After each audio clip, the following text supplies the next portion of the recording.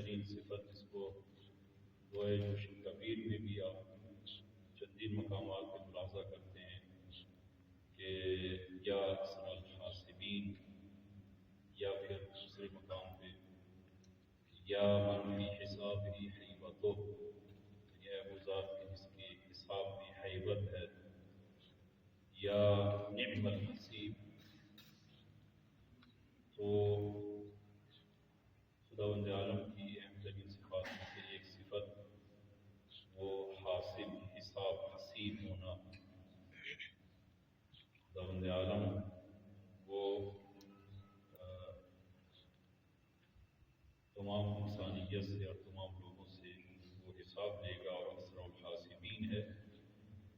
لہذا ہماری آج کی گفتگو کا موضوع جو ہے وہ یہی حساب ہے، اور یہ مسئلہ حساب ایک اہم ترین مسئلہ ہے جو اس پورے عالم پر محیط ہے، اور پورا عالم اس سے گزر رہا ہے اس حساب سے. لہذا جب پورے عالم کا حساب ہے تو کیا انسان کے اعمال کا، انسان کے کردار کا، انسان کی گفتار کا کوئی حساب نہیں ہوگا؟ بے شک حساب ہوگا. لہذا جب انسان کے تمام حرکات و سکنات کا حساب ہوگا، اور حساب دینے والی ذات بھی خداوند عالم کی ذات ہے، تو یہ انسان کے لیے ایک نہایت اہم مسئلہ ہوگا کہ خدا کے حضور اپنے اعمال کا حساب دے. اور عزیزاً یہ مسئلہ حساب ایک ایسا مسئلہ ہے کہ پورا عالم فقط انسان ہی نہیں بلکہ یہ پورا عالم وہ اس حساب پر ہی قائم ہے. آپ ملاحظہ فرمائیں کہ قرآن کریم میں والشمس والقمر بحسبان، یہ سورج، یہ چاند، یہ حساب و کتاب کے ساتھ ہیں. سورج اور زمین کا آپس میں جو ایک فاصلہ ہے یہ پورا تحقیق اور حساب کے ساتھ ہے. نہ کم ہو سکتا ہے نہ زیادہ. اگر کم ہو تو زمین سورج میں وہ جا گرے گی اور جذب ہو جائے گی سورج میں، زیادہ ہو تو اس کشش سے باہر ہو کر پھر تباہ ہو جائے گی. تو ایک حساب کے ساتھ یہ زمین اور سورج کا فاصلہ ہے. اسی طرح دوسرے سیارات کا جو فاصلہ ہے وہ حساب کے ساتھ ہے. اور اس قدر حساب اس عالم میں دقیق ہے کہ آج آپ آئندہ کئی سالوں کے لیے آپ چاند گرہن، سورج گرہن اور اس کا حساب وہ کیا جاتا ہے اور موجود ہے کہ آئندہ سال کب سورج گرہن لگے گا، چاند گرہن لگے گا. آئندہ چند سالوں کے لیے آج کی جدید ٹیکنالوجی نے اور سائنس نے اس کو ثابت کیا ہے، اور یہ اخبار آپ نے ہمارے روز پڑھتے ہیں. اس عالم میں حساب ہے، حساب کے بغیر نہیں. حتیٰ انسان کا یہ وجود جو اپنے مقام پر خود ایک عالم ہے، ایک جہان ہے. امیر المومنین کی تعبیر کے مطابق کہ اتدعم انک جرم صغیر فیک انت والعالم الاکبر، کہ انسان کو یہ خیال کرتا ہے کہ چھوٹا سا ایک وجود ہے نا، تمہارے اندر ایک بہت بڑا جہان پوشیدہ ہے. تو یہ عالم جس کا ایک حصہ خود انسان ہے، عالم اکبر، اور انسان اس عالم کے اندر عالم اصغر. انسان کے وجود خود اپنے مقام پر ایک جہان ہے. تو انسان کا جو ظاہری وجود ہے اس میں بھی حساب و کتاب ہے، بغیر حساب و کتاب کے نہیں ہے. تو سادہ مثال عرض کروں کہ انسان کے وجود میں شوگر کی مقدار وہ حساب و کتاب کے مطابق ہے. اگر اس سے زیادہ ہو یا اس سے کم تر ہو تو وہ شوگر پیشنٹ ہوگا. اگر برابر جو ایک ضروری مقدار جو انسان کے وجود میں شوگر کی مقدار ہونی چاہیے اگر اسی کے مطابق ہے تو صحت مند انسان ہے، اگر نہ مریض ہے. اسی طرح انسان کا بی پی جو ہے وہ بھی وہ صحت مند انسان کا معین ہے. لہذا ایک معیار میڈیکل میں قرار دیا گیا ہے کہ صحت مند، یعنی اگر اس کا بی پی اتنا ہو، مثلا وہ 100، 90، 120 کے درمیان ہو، یہ صحت مند انسان کی علامت ہے. اس سے زیادہ ہو جائے، اس سے کمتر ہو تو وہ مریض ہے. اسی طرح انسان کے وجود میں اور بہت ساری چیزیں، اسی بنا پر جو جذب ہوتے ہیں انسان کے، تو اس کی ایک بالآخر ایک ملاک اور معیار معین انسان کے اندر موجود ہے، اس سے کم یا زیادہ ہو تو یہ پورا جہان اور پورا یہ خود انسان اسی حساب پر چلتا ہے۔ تو عزیزاً جب یہ حساب ہے تو انسان کے اعمال کے حساب کے بغیر ہوں گے، حتماً انسان کے اعمال کے حساب ہے، اور انسان کے اعمال حساب و کتاب کے ساتھ ہیں کہ امیر المومنین صلوات اللہ وسلام علیہ نہج البلاغہ خطبہ نمبر 174 فرماتے ہیں ایھا الغافلون غیر المغفول عنہم، کہ اے غافلین جو غفلت میں ہو، تم خود تو غفلت میں ہو لیکن تم سے غفلت نہیں برتی جا رہی، تمہاری طرف توجہ ہے، اگر تم متوجہ نہیں ہو، تم غافل ہو، لیکن تم مغفول عنہ نہیں ہو، مغفول عنہ نہیں ہو، تمہاری طرف توجہ ہے۔ اور کہیں ایسا نہ خیال کریں کہ انسان وہ یہ خیال کرے کہ کوئی ذات اس کی طرف متوجہ نہیں ہے، اس کے اعمال کی طرف متوجہ نہیں ہے، اس کے باطن کی طرف توجہ نہیں ہے۔ انسان خود غافل ہو سکتا ہے لیکن مغفول عنہ نہیں ہو۔ میں زیادہ بات ہماری طولانی نہ ہو اور انشاءاللہ میرے اور آپ کے لیے یہ مفید فائدہ ثابت ہو۔ یہ حدیث عمالی شیخ صدوق میں قیس بن عاصم یہ چند لوگوں کے ہمراہ رسول گرامی اسلام کی خدمت میں مدینہ میں حاضر ہوتا ہے، اور اس کا کاروبار اس وقت شراب کا کاروبار تھا، اور اس نے زمانے جاہلیت میں اپنی چندین بیٹیوں کو زندہ دفنا کیا۔ تو رسول خدا کی خدمت میں حاضر ہوتا ہے اور عرض کرتا ہے کہ یا رسول اللہ مجھے نصیحت فرمائیں۔ میں متن حدیث آپ عزیزان کی خدمت میں وہ عرض کرتا ہوں کہ فقال رسول اللہ، رسول گرامی اسلام نے اس کو نصیحت فرمائی، فرمایا یا قیس ان مع العز ذلہ، ہر عزت کے ساتھ ایک ذلت ہے، وان مع الحیات موتا، یہ حدیث آسان ہے ترجمہ نہیں کرتا میں، وان مع الدنیا آخرۃ وان لکل شیء حسیبا، ہر چیز کے لیے ایک وہ حساب و کتاب ہے، اور ہر چیز کے لیے ایک حسیب، وعلی کل شیء رقیبا، ہر چیز پر ایک رقیب ہے جو اس کی طرف اس کے اعمال اور حتیٰ جو ما فی الضمیر ہے وہ اس پر ناظر ہے۔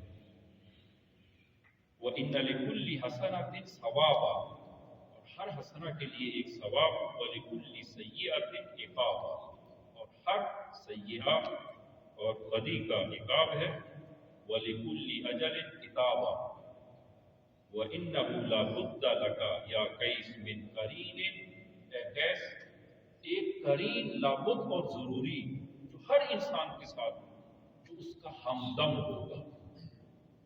جب انسان اس دنیا سے جائے گا انسان تنہا نہیں ہوگا، اس کو ایک ہمدم کی ضرورت ہے، اور لابد اور ضروری ہے جو اس کے ساتھ دفن ہوگا اور وہ ہمیشہ اس کا ہمدم ہوگا۔ فرمایا کہ یا قیس وَإِنَّهُ لَابُدَّ لَكَ يَا قَیس مِن قَرِینٍ يُدْفَنُ مَعَكَ، ایک قرین اور ہمدم ہوگا جو تمہارے ساتھ دفن ہوگا۔ اور پھر فرمایا کہ وَهُوَ حَيٌّ وَتُدْفَنُ مَعَهُ وَأَنْتَ مَيِّتٌ، وہ ہمدم جو تمہارے ساتھ دفن ہوگا جبکہ وہ زندہ ہوگا، اور تم دفن ہوگے اس کے ہمراہ جبکہ تم مردہ ہوگے، وَأَنْتَ مَيِّتٌ فَإِنْ كَانَ كَرِيمًا، اگر وہ ہمدم انسان کا ہمدم جو انسان کے ساتھ دفن ہوگا اگر وہ کریم ہو، باکرامت ہوا، اکرمک، وہ تمہارا اکرام کرے گا، وَإِنْ كَانَ لَئِیمًا أَسْلَمَکَ، اور اگر وہ لئیم ہوا تو پھر تمہاری وہ انسان کی بدبختی ہے یہاں پر، ثُمَّ لَا يُحْشَرُ إِلَّا مَعَكَ، اور وہ ہمدم لا يحشر الا معك، وہ تمہارے ساتھ ہی وہ محشور ہوگا، ولا تبعث الا معه، اور تم بھی اگر مبعوث ہوئے تو اسی ہمدم کے ساتھ مبعوث ہوگے، یعنی لازم ملزوم ہیں، تم اور وہ تمہارا قرین ہمدم تمہارے ساتھ قبر میں ہوگا، اور قیامت کے دن جب اٹھائے جاؤ گے تو وہ تمہارے ساتھ اٹھایا جائے گا، اور وہ انسان کا اور ہر انسان کے ساتھ اس کا وہ ہمدم ہوگا۔ وَلَا تُسْأَلُ إِلَّا عَنْهُ، اور تم سے فقط اسی کے بارے میں سوال کیا جائے گا۔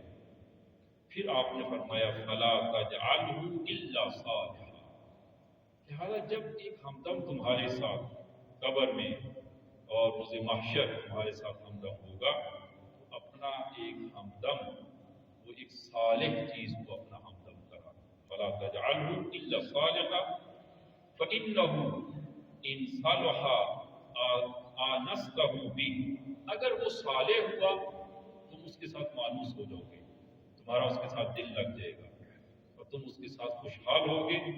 وَإِنْ فَسَدَ لَا تَسْتَوْحِشُ إِلَّا مِنْهُ، اور اگر وہ فاسد ہوا تو تمہیں سب سے زیادہ وحشت اور خوف اسی ہمدم سے ہوگا۔ فرمایا کہ یہ کون سی چیز ہے؟ فرمایا وَهُوَ فِعْلُ، یہ تمہارا فعل ہے، تمہارا عمل ہے، تمہارا کردار ہے۔ اور کیا یہ بات جو ہے وہ معاد کی بات میں تجسم اعمال کی بات جو ہے وہ یہی انسان کے اعمال، جو انسان اعمال بجا لاتا ہے، اعمال جوارحی ہوں یا جوانحی ہوں، تو وہ ایک خاص شکل اختیار کرتے ہیں، اور جو انسان کے ہمیشہ ہمراہ اور ہمدم ہوں گے۔ اور وہ ایک معروف حدیث کہ ظاہراً امام زین العابدین صلوات اللہ وسلم علیہ سے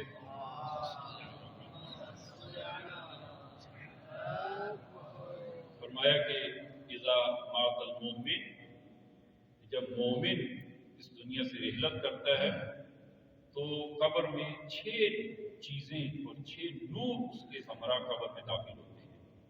6 نور، یہ میں اس مسئلے کی تائید کے طور پر عرض کر رہا ہوں کہ 6 نور انسان کے ہمراہ قبر میں داخل ہوں گے۔ ایک نور انسان کے سر کی طرف ہوگا جو سب سے زیادہ روشن ہوگا، ایک نور سامنے کی طرف، ایک انسان کی پشت کی طرف، ایک دائیں، ایک بائیں، ایک پاؤں کی طرف، اور پھر وہ اپنا نور، وہ نور تمام وہ انوار اپنا تعارف کروائیں گے کہ دائیں طرف نماز ہوگی، بائیں طرف روزہ ہوگا، اور ایک طرف حج ہوگا، ایک طرف زکوٰۃ ہوگی، ایک طرف وہ پاؤں کی طرف جو انسان نے برادران دینی کی ساتھ جو نیکی کی ہے، انفاق کیا ہے، وہ اس کے پاؤں کی طرف ہوگا۔ یہ نماز، روزہ اور یہ اعمال، ان کو ایک حقیقت و واقعیت ملے گی، اور یہ واقعیت رکھتی ہیں، حقیقت رکھتے ہیں، اور یہ زندہ حقیقت ہے۔ نماز انسان کا عمل اور یہ اثر ہے جو نماز کا، یہ ایک زندہ حقیقت ہے، زندہ حقیقت ہے۔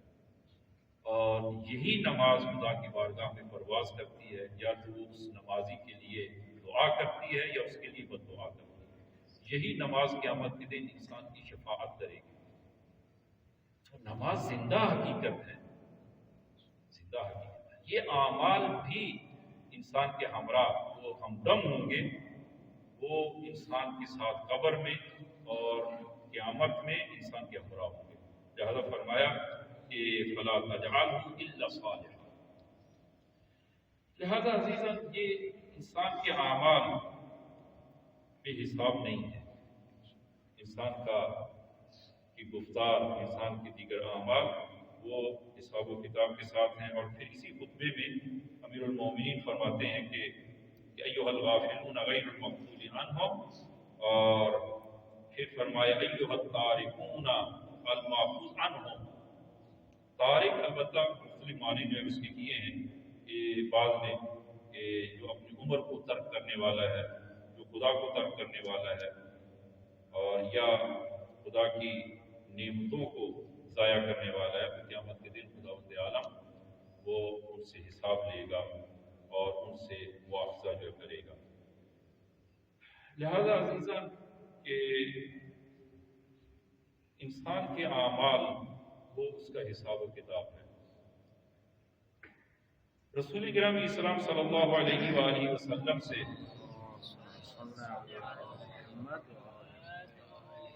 یہ آیہ مبارکہ جو ابتدا میں تلاوت کی ہے، سورہ فاطر آیہ نمبر 32، ثم اورثنا الکتاب والذین اصطفینا من عبادنا فمنہم ظالم لنفسہ. قرآن نے لوگوں کی تین قسمیں کی ہیں حساب و کتاب کے لحاظ سے، تین قسمیں.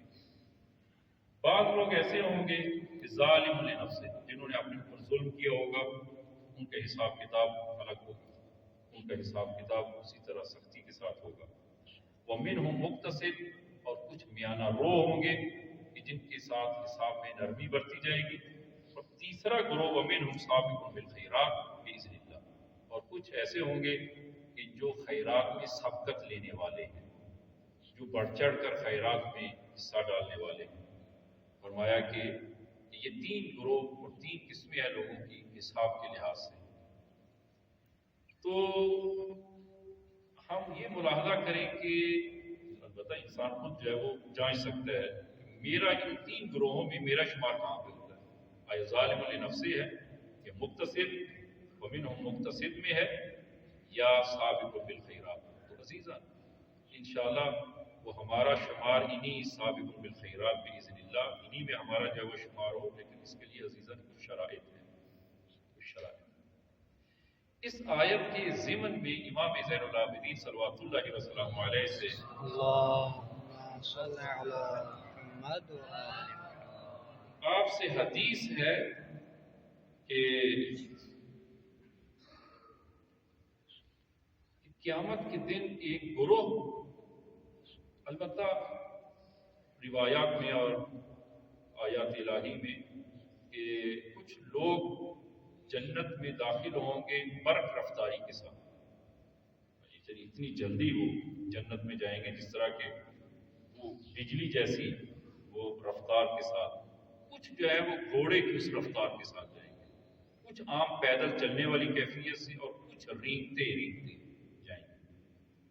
مختلف کیفیتیں ہیں انسان کی، وہ وارد بہشت ہونے کی اور جانے کی. لیکن کچھ لوگ ایسے ہوں گے جو برق رفتاری سے جنت میں جائیں گے. جنت میں جب پہنچیں گے تو البتہ یہ میری تعبیر ہے جو روایت سے واپس ہے، تو جنت میں جب اتنی جلدی پہنچیں گے تو ملائکہ ان کو رو کے کہیں گے کہ میاں کہاں پہ آپ، اتنی جلدی کہاں جو ہے وہ. تو ملائکہ اس سے کہیں گے کہ کیا تم لوگوں نے حساب کتاب دیکھا ہے، حساب کتاب دے کے آئے ہو. یہ حدیث کے الفاظ جو ہیں وہ یہ حساب کتاب کے حوالے سے حدیث جو ہے وہ امام زین العابدین سے قال نبی اذا کان یوم القیامہ انبت اللہ تعالی لطائفۃ من امتی اجنحا. یوم القیامت کے دن میری امت سے کچھ ایک گروہ ایسا ہوگا کہ جس کو خداوند عالم وہ پرواز کے لیے پر عنایت کرے گا، اور وہ پرواز کرتے ہوئے وارد بہشت ہوں گے. پھر فرمایا کہ فَيَطِيرُونَ مِنْ قُبُورِهِمْ إِلَى الْجِنَانِ، وہ پرواز کرتے ہوئے اپنے قبروں سے، جب ان کو مبعوث کیا جائے گا، اٹھایا جائے گا، تو اپنی قبروں سے پرواز کرتے ہوئے ڈائریکٹ جنت میں. یسرحون فیہا ویتنعمون کیف شاء، اور جنت کی نعمات سے جیسے چاہیں، یعنی ان کو آزادی ہوگی اور ہر طرح کی نعمات سے متنعم ہوں گے وہ جنت میں. فتقول لهم الملائکہ، ملائکہ اتنی جلدی جب ان کو جنت میں پائیں گے تو ان سے کہیں گے هل رأیتم الحساب، کیا تم لوگوں نے کوئی حساب کتاب بھی دیا ہے یا ویسے آپ جنت میں پہنچ گئے؟ فَيَقُولُونَ مَا رَأَيْنَا الْحِسَابَ، ہم نے حساب کتاب نہیں دیکھا، ہم نے کوئی حساب کتاب نہیں دیا. فَيَقُولُونَ هَلْ رَأَيْتُمْ الصِّرَاطَ، کیا تم نے صراط دیکھی، تمہیں صراط سے گزر کر آئے ہو؟ فَيَقُولُونَ مَا رَأَيْنَا الصِّرَاطَ، ہم نے کوئی صراط نہیں دیکھی. فَيَقُولُ هَلْ رَأَيْتُمُ الْجَهَنَّمَ، کہ جہنم سے گزر کر آئے ہو، کیونکہ ہر انسان جہنم سے گزر کے آئے گا. روایات میں فَيَقُولُونَ مَا رَأَيْنَا شَيْئًا، ہم نے بابا آپ اتنے سوال کیا کر رہے ہیں، ہم نے کچھ نہیں دیکھا، قبروں سے نکلے ہیں پرواز کرتے ہوئے جنت. البتہ یہ سارے مراحل وہ گزار کر آئیں گے. میں سادہ مثال عرض کروں، آپ یہاں سے اسلام آباد سے آپ کراچی جاتے ہیں، بائی ایئر جاتے ہیں، پرواز کرتے ہوئے، تو راستے میں جتنے شہر ہیں، اگر آپ کراچی جب پہنچیں گے، پوچھا آپ سے جائے کہ جناب آپ راستے میں وہ فلاں فلاں فلاں فلاں علاقے سے گزر کر آئے، ان کو دیکھا راستے میں، ان سے گزر کر آئے، تو آپ کیا کہیں گے؟ جناب ہم نے تو کچھ نہیں دیکھا، ہم اسلام آباد سے بیٹھے اور کراچی پہنچ گئے، ہم نے تو کچھ نہیں دیکھا. جبکہ یہ تمام ان علاقوں سے انسان گزر کے جاتا ہے، لیکن اتنی جلدی اور تیزی سے گزرتا ہے، احساس ہے. قیامت کے دن آئندہ اسی طرح ہوگا. ان کا حساب و کتاب اس قدر واضح اور روشن ہوگا کہ ان کا حساب کوئی لمحات میں ان کا حساب ہوگا، اور وہ یہ پرواز کرتے ہوئے وارد بہشت ہو جائیں گے. ملائکہ ان سے پوچھیں گے کہ فتقول الملائکہ من امت من انتم، تو تم کس نبی کی امت سے ہو، تم کس امت سے ہو؟ فیقولون من امت محمد صلی اللہ علیہ وسلم. جواب میں کہیں گے کہ ہم رسول خدا کی امت سے ہیں. ملائکہ ان سے کہیں گے کہ ہمیں یہ تو بتاؤ، ما کانت اعمالکم فی الدنیا، تمہارے دنیا میں تمہارے اعمال کیسے تھے کہ جس کے نتیجے میں تم اتنی جلدی پرواز کرتے ہوئے وارد بہشت ہو گئے، تمہارے اعمال کیا تھے؟ فیقولون خصلتان کانتا فینا، وہ کہیں گے کہ ہمارے اندر دو صفات اور دو خصلتیں تھیں ہمارے اندر، جس کے نتیجے میں خداوند عالم نے فبلغنا اللہ هذه الدرجہ بفضل رحمتہ، خداوند عالم نے اپنے فضل سے یہ درجہ اور مقام ہمیں عنایت کی ہے. دو خصلتیں، اور عزیزاں یہ دو خصلتیں وہ ایک مومن کے اندر اور خصوصاً ہمارے اندر وہ ہونی چاہیے. اور وہ دو خصلتیں کیا ہیں کہ ملائکہ کہیں گے کہ فیقولون وما ہما، اور وہ دو خصلتیں کون سی ہیں؟ فیقولون کنا اذا، پہلی خصلت جو ہے وہ کنا اذا خلونا نستحیی ان نعصیہ، پہلی ہماری خصلت یہ تھی کہ ہم جب خلوت میں ہوتے تھے تو خدا کی معصیت اور گناہ کرنے میں ہمیں حیا آتی تھی، ہمیں خدا سے حیا آتا، اور خدا سے حیا کی وجہ سے ہم اس کی معصیت اور گناہ نہیں کرتے. عزیزاً، اخلاق میں، اپنی تربیت میں سب سے اہم ترین اور بنیادی ترین جو مسئلہ ہے وہ مسئلہ حیا. اگر انسان کا ایمان اس بات پر ہو اور یقین رکھتا ہو کہ یہ جہان خدا کے حضور میں ہے، الم یعلم بان اللہ یری، یہ جہان خدا کے حضور میں ہے، اور لمحہ لمحہ خداوند عالم کی نگاہوں میں ہے، اگر انسان کو یقین ہو کہ وہ ذات دیکھ رہی ہے اور میرے ظاہر اور باطن سے آگاہ ہے، تو پھر انسان کے اندر حیا ہو، پھر انسان سے معصیت اور گناہ سرزد نہیں ہوگا، نہ بلوے عام میں، ظاہر میں، نہ ہی خلوت میں. اور آج کل گناہ کے وسائل بڑھ گئے ہیں، کہ انسان تنہا ہے، خالی کمرہ ہے، تنہا ہے، اور ویسے لاکیہ ہے، اور ایک دنیا انسان کے ہاتھ میں ہے، تو معصیت. اور اگر انسان کے یہ ایمان ہو، خدا دیکھ رہا ہے اور خدا سے حیا، پھر انسان سے معصیت انجام نہیں پائے گی. حد اقل انسان کا ایمان، خدا پر ایمان ایک بچے کی حد تک کم از کم ہونا چاہیے، کم از کم. اگر انسان کو یقین ہو کہ اس دروازے کی حتیٰ وہ تالا لاک جو لگاتے ہیں، وہ اس میں ایک سوراخ سا ہوتا ہے، چابی جہاں ڈالتے ہیں، اور ممکن ہے سوراخ سے آر پار انسان جو ہے وہ تھوڑا سا نظر آتا ہے. اگر انسان کو معلوم ہو اس سوراخ سے مجھے ایک بچہ دیکھ رہا ہے، کیا انسان اس کمرے میں بیٹھ کے معصیت کرے گا؟ نہیں کرے گا. اس کو معلوم ہے کہ بچہ دیکھ رہا ہے. ہمارا خدا پر ایمان اور اعتقاد اس بچے سے بھی کمتر ہے. اس بچے پر ہمارا جو ایمان ہے کہ وہ مجھے دیکھ رہا ہے اور میں معصیت نہیں کر رہا، تو کیا ہمارا ایمان اس سے بھی کم تر ہے؟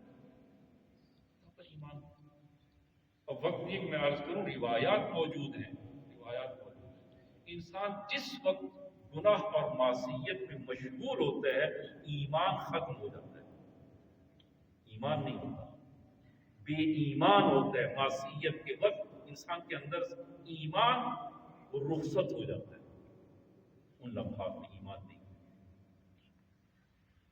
لہذا عزیزاً یہ پہلی صفت جو ہے وہ بحث حیا بہت عمدہ ترین اور بنیادی ترین بحث ہے، یہ انشاءاللہ کبھی کسی فرصت میں وہ عرض کریں گے کہ حیا کے مراتب ہیں، مراتب ہیں، حیا از ذم، اور اسی طرح 4-5 چیز کے مراحل اور مرتبے ہیں، اور حیا کی ابتداءات اور شروعات کہاں سے ہیں، موضع حیا کیا کہاں ہے، اور ایک حیا انسان کا وہ نگاہ کا حیا ہے، زبان کا حیا ہے، عمل اور کردار اور وجود انسان کے اعضاء کا حیا ہے، اور اسی طرح جو ہے وہ اسباب حیا کیا ہیں کہ وہ کون سی چیزیں باعث بنتی ہیں جو انسان بھی حیا یا عدم حیا کا باعث بنے کہ انسان سے حیا ختم ہو جائے، موانع حیا